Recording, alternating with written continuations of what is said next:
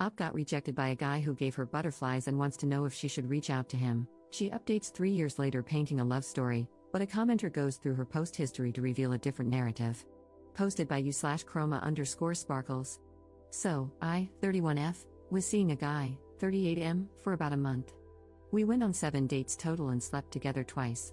He seemed very excited about me in the first 3 weeks, planning dates, kissing, holding hands, and showing general PDA in public. He paid for every meal and activity, and he texted me daily. We had great conversations, and everything seemed to be heading toward us happily dating. Then, this past week, I suddenly noticed him slow fading me. Yesterday, when I asked if he was available at all this week, he sent me a text apologizing profusely, saying he thinks we should see other people. I simply replied, while bawling my eyes out, "It's okay. Good luck with everything." I deleted my Bumble account almost instantly after he sent me that message because I was ready to give up, but I remade it today. After swiping a few times, his profile showed up, and I noticed that he had deleted his account and made a new one as well. No idea why.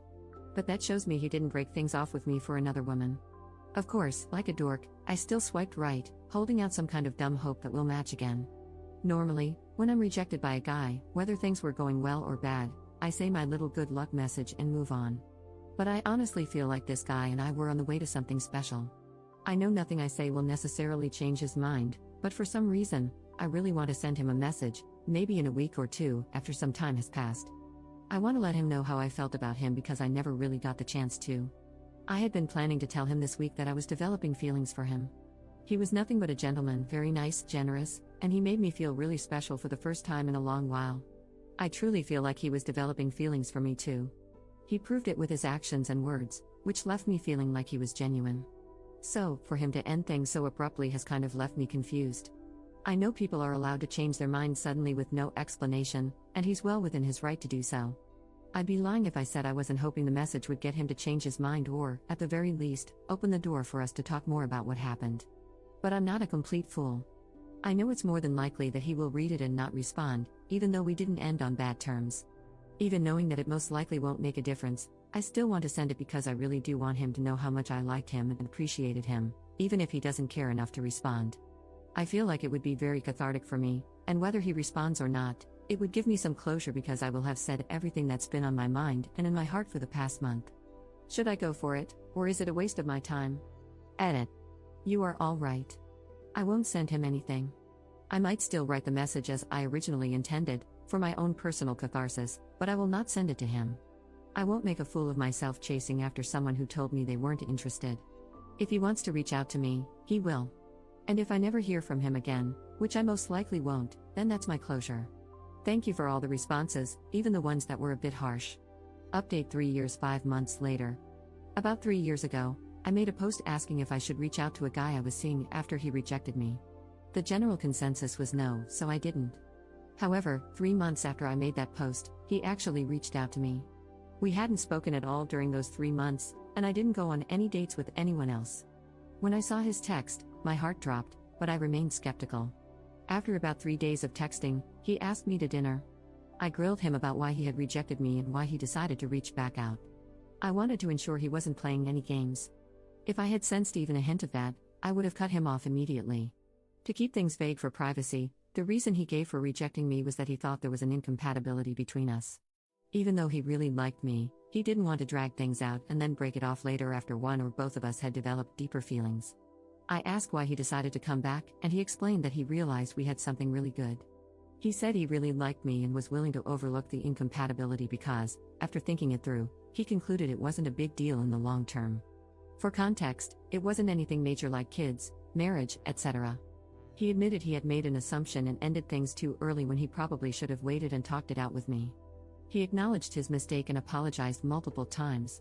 I also asked if he had been seeing anyone else during the 3 months we weren't talking. He said no, he hadn't even been on any dates since me. Since he had never given me a reason not to trust him, I chose to believe him.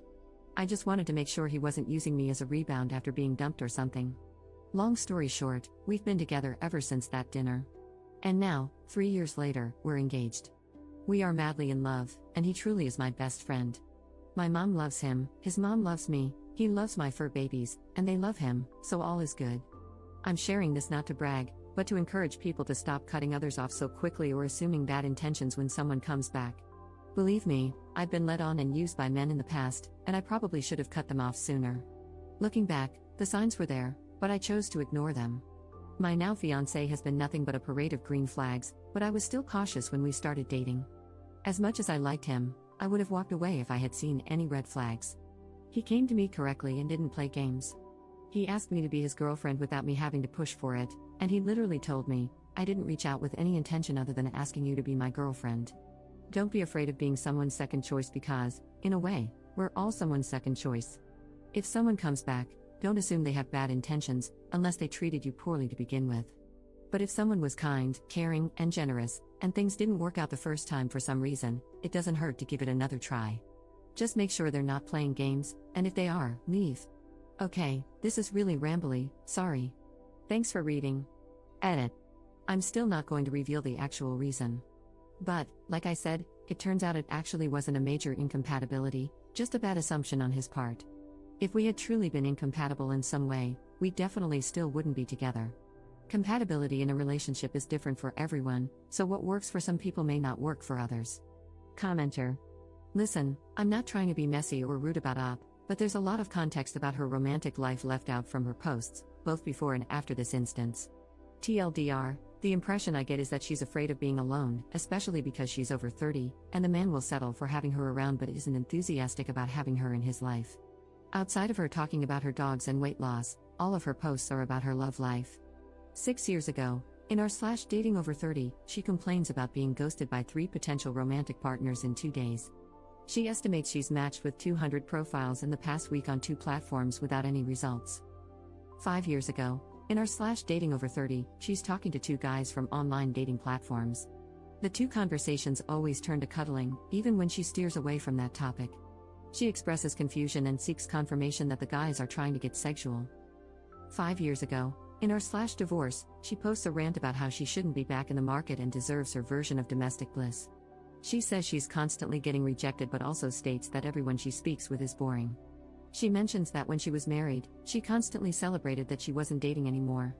She closes out by stating she'd never get back with her ex but misses being happy in a marriage. 4 years ago, she wrote the original post about reaching out to the guy who rejected her. 2 years ago, she posts in our /Black Ladies and our /Relationships over 35 about the same topic. She states she's been dating her boyfriend for 14 months and started a conversation about marriage. She's surprised that he's hesitant about marrying her. He says he's not against marriage but is more scared of the possibility of divorce, attributing this fear to watching his parents' nasty divorce. She's shocked because she assumed he wanted marriage, given that his friends and family are all married. She ends by panicking about whether he wants to marry her and wonders if she should give up the desire for a legal marriage to hold on to the relationship. Op waffles between saying she's not waiting for him and mentioning that part 2 of the conversation is coming soon. The comments are revealing. Neither of them has retirement savings. Op mentions they won't have kids but avoids addressing questions about her previous statements that she wanted children, etc. Then she makes various posts about selling an engagement ring. The first post, she's selling an engagement ring to purchase another one that fits her preferences. My opinion, he agreed to marry her and she's buying her own engagement ring. The second post, she drops the price to move the ring quicker. Based on her wording, it seems she can't afford the new engagement ring until she recoups the money from the initial one. This could indicate her financial situation and the level of investment her fiancé has in the engagement, giving him the benefit of the doubt that he's willing to contribute to the costs of the new ring. The third post, she asks for opinions on the different stones she's considering, wanting a moissanite stone as close to a diamond as possible, and posts a video of the loose stone she chose. Then 7 days ago, she posted the update to her original post, the one about reaching out to the guy who rejected her. My thoughts: I don't know if Op comes from a conservative background or grew up on Disney movies /rom-coms, but she seems very male-identified and views marriage as a rite of passage into the top tier of adulthood. She's mentioned in comments that people gain social capital when they get married and that she doesn't want to grow old as someone's girlfriend. I think she's willing to give up her actual wants if it means getting a husband. She has a pattern of deferring to the man in her relationships, even if it means taking on the bulk of the risk. For instance, her ex-husband wanted a husky even though they already had 2 dogs, and she didn't want another dog. The ex left her a couple of months later and left the dog at her house. I think the fiancé was dating around or hooking up and felt sparks with someone else. He started ghosting Op until she asked him a direct question about his availability, and he broke it off with her. He deleted his Bumble account because he was serious about the other person but not Op. When he saw that Op matched with him again, he put her on the back burner as a backup. Once he realized nobody was feeling him or his potential matches didn't lead to anything, he circled back to her. He returned with a half-truth, claiming he made an assumption about their incompatibility, which, to me, translates to liking her well enough but not being invested enough to confirm their compatibility. This lady has a lot going on because she's scared to be alone and build the life she wants due to her FOMO around having a man. I've also noticed that she seems to round up her age in relation to the forums. For example, she was 29 posting in r/dating over 30, not alarming by itself, and 33 posting in r/relationships over 35. It seems like she thinks she's falling behind because she doesn't have a marriage.